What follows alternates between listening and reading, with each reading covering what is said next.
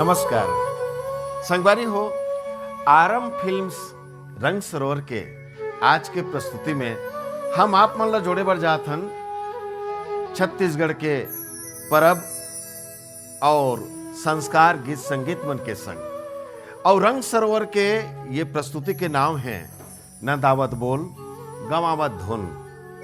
हमर पुरखा के सियान मन जब भी हमर घर में कोनो हा खुन्नर होए बर बिहा होए और बाजा गजा के जरूरत होए तो एक ऐसे परंपरा बना रही सवै कि सबले पहली बाजा गाजा लगाए बर हमन ला बजनिया तिर जाल पड़े। और उनकर तिर जब हमर सियान मन जावे ना तो सबले पहली मोला का कहे, अरे भाई तुमन अपन गद ला बजा के बताओ।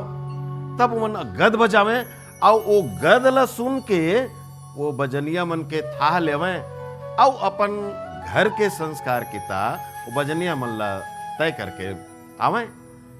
तो ये किस्म ले शुरुआत में गदगे परंपरा हमर सियान मन के दिए।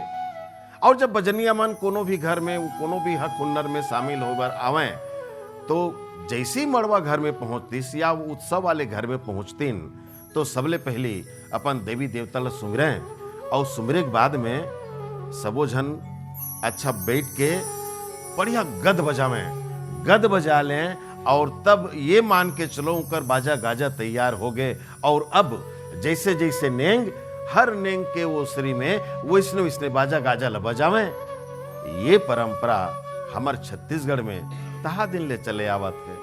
आज वही परंपरा ला सुरियाए बर आरम फिल्म्स में हमारी रंग सरोवर न दावत बोल और गवावत धुन के संग आप मन के बीच है। तो अब सबले पहले सुनथन ये गद।